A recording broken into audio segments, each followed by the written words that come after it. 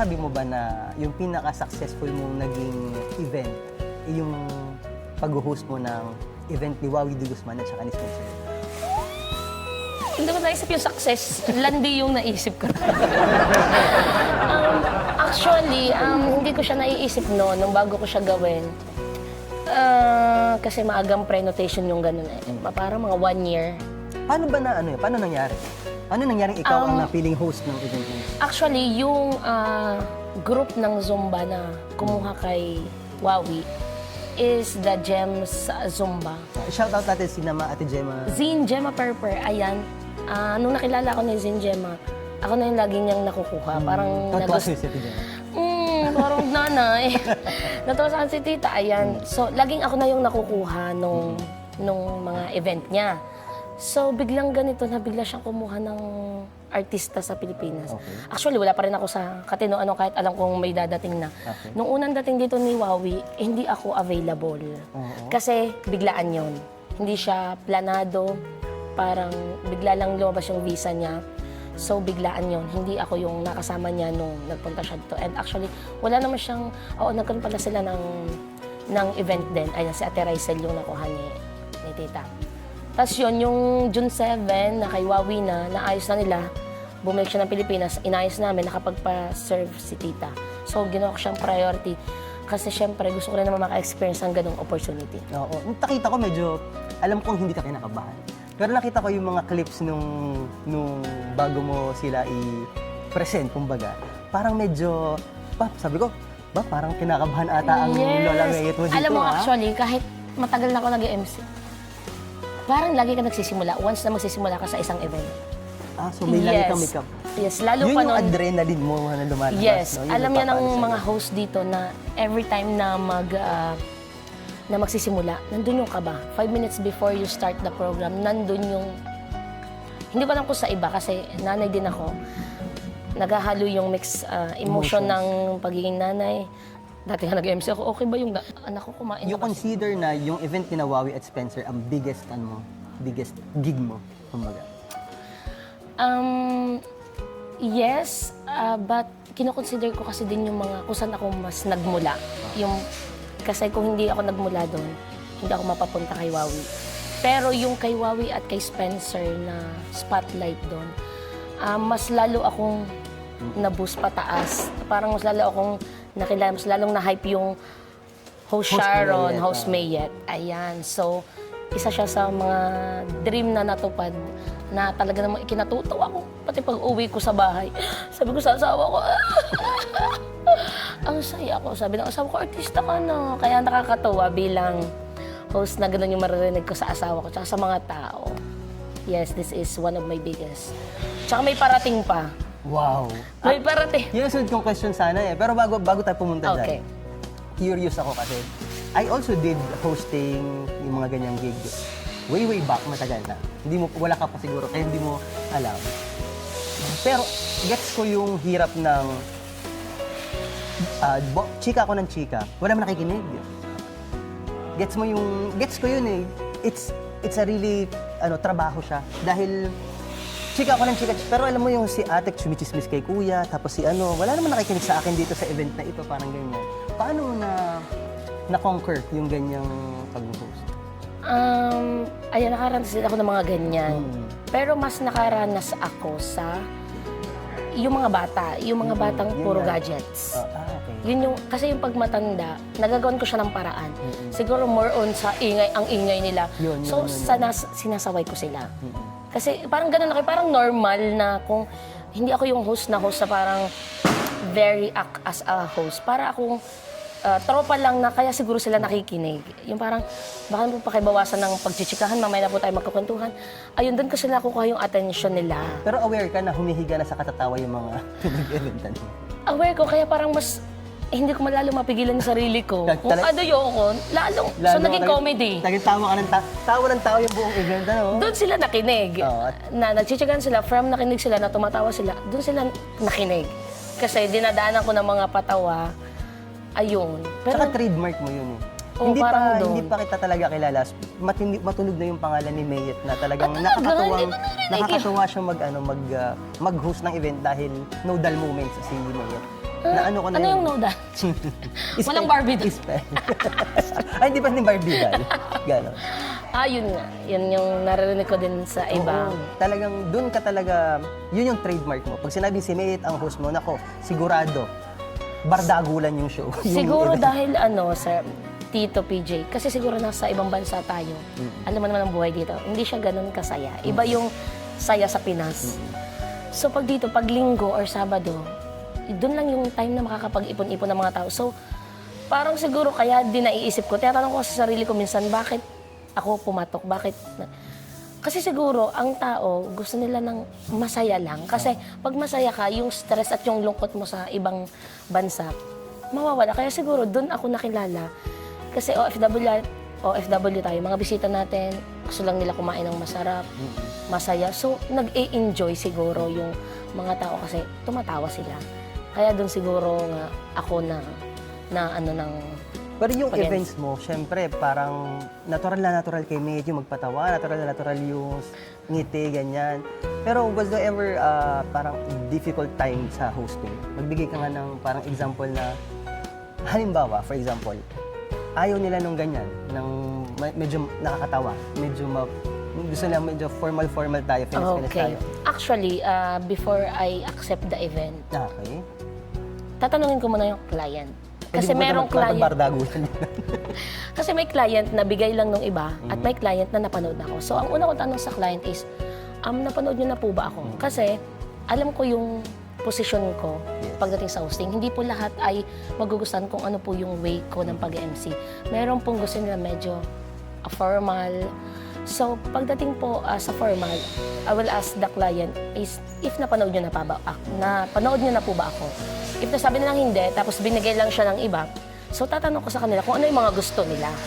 Kasi ayoko nung igagarap ko yung opportunity. Poy, baka hindi ko kasi magawa yung gusto nila. Medyo malulungkot ako sa part ko. I mean, hindi naman sa walang tiwala. Gusto ko kasi, pwede siya maging challenge sa akin. Pero kapag hindi ko kayang iba. Depende sa pakikipag-usap ko. Makikilala ko sa client kung ano talaga eh. Pero nangyari na ba na kailangan mong medyo anuhin yung sarili mo? Yes! Grabe, tumangkad ako doon. Sa sobrang stress. Oo, merong ganon na nagawan ko naman siya ng paraan pero para akong sinasapian. So, ibig sabihin, yung hosting ni Mayet, hindi lang limitado sa bardagulan. Pwede din si Mayet talaga sa Yes. sosyala, ganyan. Kailangan nyo lang sabihin sa akin. gandahan, ganyan. Oo, pero kahit sabihin nyo, hindi mo maiwasan, hindi mo yan. Oo, may gano'n na gusto talaga nila medyo formal. At nagawa naman natin Nagawa, yun. yun ang importante. Yes, so Kaya ni dinadaan Mayet. ko siya sa more on kanta. Pag yung formal, andun yung pagkanta natin, ng mga medyo slow, na medyo magugustuhan ng mga tao. And yes, okay naman. Okay naman. So ayun nga, Mayet. Challenge. Ang dami nating ang dami nating na-discover kay Mayet. Ano pa ang aming aabangan para kay Mayet? Nako, abangan nyo, madami pa akong ulam na babalutin. Ay, Diyos ko lang. hindi po magpapaawat si Mayet sa Sharon. Hindi nyo maaawat ang mga tao. Sinisinong tao. Alam mo actually, hindi talaga ako yun. Ayan, para lang alam ng lahat, hindi po ako yun, hindi po ako yung nanghihingi. Hindi ko yung po, after, Hindi. ate, anong ano dyan? Ganyan. Hindi po. Hindi, Actually, dahil doon ako nagsimula, yun ang ginagawa ng mga tao kasi sa tuwa nila. Kasi nga dati libre. Libre. Oh, dali mo na to. Dali mo na to.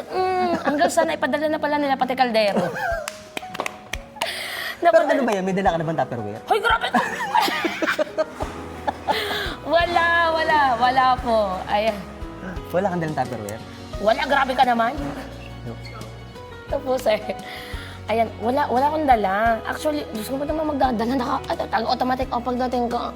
Oo, Hindi. ganun, hindi. Hindi. Talagang Wala pa tayo sa ganong level. grabe lang talaga yung mga Batanggenyo. Kaya siguro nape-pressure yung mga taga-ibang lugar. Ay, kailangan pala pag-showerin yung MC na yun. Hindi po. Kasalanan po ng mga Batanggenyo yun. Kasi once na dumadating pa lang ako sa event, parang kinakabahan na yung mga nasa catering. Sisipin nila, yung balot ni yung balot. Parang kahit hindi makakain yung mga bisita, basta may balot ako. Grabe sila. Yun, kaya lalong tumata kasi mga Batanggenyo, taga-atin, parang hindi ka na mahihiya. Grabe, minsan nakanta ako sa unahan, dadalang kanila nung cooler. Ito na yung Sharon mo.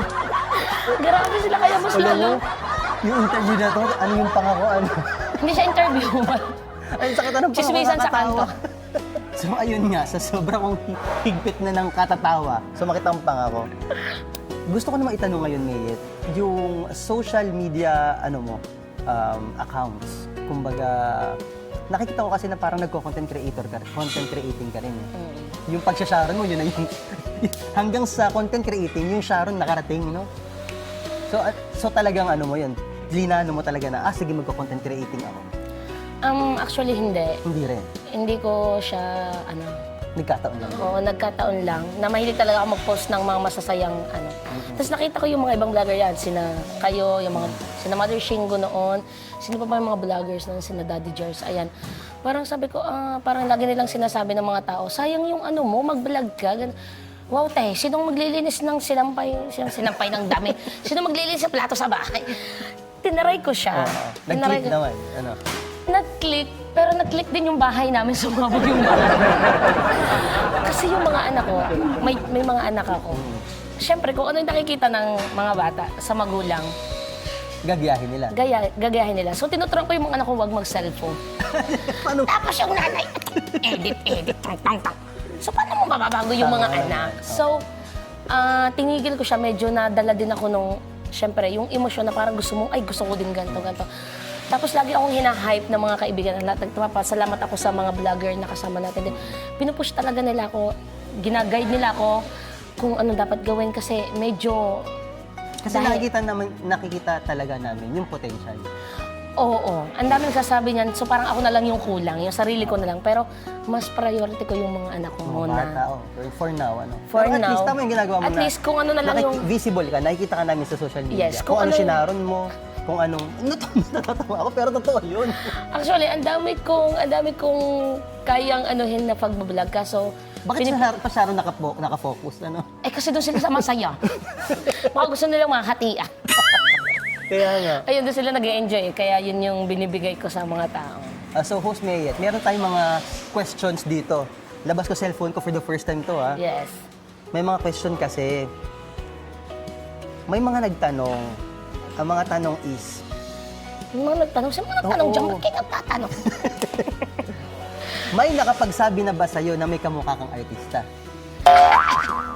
Ivana Alawi. Mr. Reyes. Mr. Hermosa. Oo. Sino daw? Walaan mo. Hindi ko sasabihin. Si Kiray daw. Talaga? Si Kiray Celis? Oo, kasi nanay ko yung una nagsabi. Totoo? Oo, hindi. Actually, kamukha ko din nga. Nakikita ko din nga siya. Singkit yung mata, medyo paga yung mata. Okay. Tapos pero... Pero mayaman siya ngayon. Oo, buti pa siya. O mali mo, doon ang punta mo. Actually, hindi ko pinangarap maging mayaman. Ang gusto ko lang Talaga? is... Anong pinangarap mo? Yung Galing, totoo, ah. yung Oo, totoo. yung totoo. Totoo lang. Oo. Hindi kasi mayaman ako dati. Ang yabang. Hindi. Gusto ko lang maging masaya. Nakakaya. Grabe. Hindi, totoo. Yung pagiging masaya na lang yung goal natin. Hindi money, kundi ulam. Saan ka daw nakakahugot ng pagiging sobrang kalog at masaya? Nako, alam niyo po, sa totoo lang, yung mga nakikita nyo is, yun lang yung nakikita ng tao. Sabi nga nila, hindi mo nakikita yung mga kung ano sa likod ng camera. Masayahan akong tao, pero may mga struggle din po tayo na minsan aakalain nyo na, ganun pala. Nagka-depression din ako, postpartum. Talaga? Yes. Medyo... Pero buti na lang natutulungan tayo ni Lord na laging gigising sa umaga na ang swerte mo kasi buhay ka. So, sa dami nangyayari sa mundo, may nawawala, may lumilipas, yung tatay ko, yung best friend ko, si Lloyd. And isa siya sa mga nag-ano sa akin na sulitin mo yung mga natitirang araw mo sa mundo kasi hindi mo alam kung bukas. Kaya ang pinipili ko is... Wala sa mukha na you suffered from depression. Wala sa Oo, mukha. kita mo, ito parang saraon. Ang galing, no? Ang galing, no? Oo, Ang galing mo magdala. Medyo madala. Ayoko nung magaling lang ako magdala pero hindi ako okay sa loob. Gusto ko okay ako. Kasi may anak ako. My children saves me. Yun yung Yes, sinave ako ng mga anak ko. Hindi biro yung maging nanay. So nakulong ako ng COVID kasi noon. Nakulong ako noon sa bahay. Bago lahat sa akin, wala ka nakakausap, wala yung asawa mo. So, doon ako mulang sinapian ng depression. Yung postpartum, nagka-postpartum ka. Yes, at So, grabe siya. postpartum is real. Grabe siya, Ano totoo siya. I mean, hindi siya ganun ka parang evidence sa lahat, pero nangyayari. At saka, hindi mo Yes. talaga siya pwedeng i-cancel dahil totoong meron yun. No? So please, Hindi lang iinarte, di ba? Yung gano'n, yung sinasabi nila na, arte-arte naman ito. ang akala kasi ng iba is nag-iinarte, pero sa lahat ng mga magulang, alagaan niyo yung sarili niyo para sa mga anak natin. Kasi sila yung tutulong sa atin para maging okay. At sila rin naman yung dahilan kung bakit tayo sinusubok. Pero laging be positive. Yun yung mga anak ko yung tumulong sa akin para sa depression, sa totoo. Kung ano ako ngayon, yung pagiging masayahin ko, mas sinayahan ko pa kasi yun yung gusto kong maging ang mga anak ko pagdating ng araw. Kaya sila yung dahilan kung ba't mas masaya tayo ngayon.